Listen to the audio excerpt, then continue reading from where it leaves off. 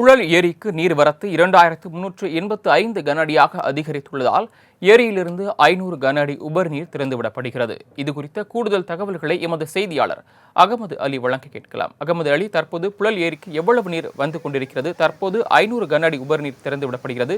மேலும் அதிகரிக்க வாய்ப்பு இருக்கிறதா? அப்பகுதி பொதுமக்களுக்கு வெள்ள அபாய எச்சரிக்கை விடுக்கப்பட்டுள்ளதா? வணக்கம் சரவணன். சென்னைக்கு குடிநீர் வழங்கும் ஏரிகளில் முக்கியமானது புழல் ஏரியாகும். நீர்பிடிப்பு பகுதிகளில் பெய்து வரும் பலத்த மழையின் காரணமாக நேற்று 2860 அடியாக இருந்த நீர்வரத்து இன்று காலை 6 மணி நிலவரப்படி 1043 அடியாக சற்று குறைந்துள்ளது.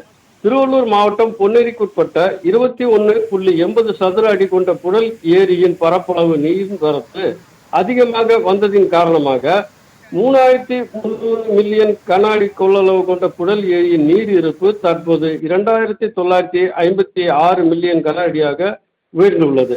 21.2 அடி உயரம் கொண்ட புழல் ஏரியின் நீர் இருப்பு தற்போது 19.72 அடி உயரத்தை தொட்டுள்ளது.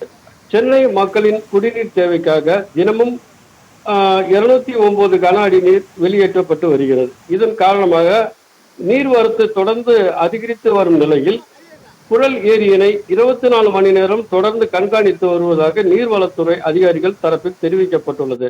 மேலும் நீரின் வரத்து அதிகரித்து வந்த நிலையில் புழல் ஏரியின் கரைகளின் பாதுகாப்பு கருதி இன்று காலை 9 மணி அளவில் 2 வடைகளின் வழியாக உபரி நீர் வினாடிக்கு 500 கன அடியாக திறந்து விடப்பட்டது.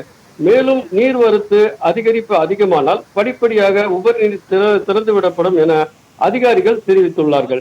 அதன்படி இன்று மாதவரம் சட்டமன்ற உறுப்பினர் சுதர்சனம் மற்றும் நீர்வளத்துறை அதிகாரிகள், பொதுப்பணித்துறை அதிகாரிகள், காவல்துறை அதிகாரிகள், நாரவாரிக்குப்பம் பேரூராட்சி தலைவர் மற்றும் அலுவலர்கள், தன்னார்வ அமைப்பை சார்ந்த அமைப்பாளர்கள் முன்னிலையில் உபரி நீர் திறந்து விடப்பட்டது. இதன் காரணமாக கரையோரங்களில் வசிக்கும் பொதுமக்கள் பாதுகாப்புடன் இருக்கும்படி மாவட்ட ஆட்சியர் பிரபுசங்கர் அறிவுறுத்தியுள்ளார்.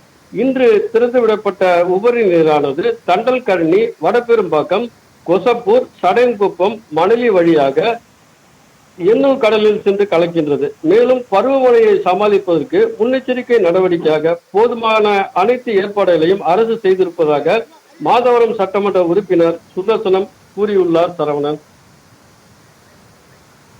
தாங்கள் வழங்கிய விரிவான தகவல்களுக்கு நன்றி அகமது அலி.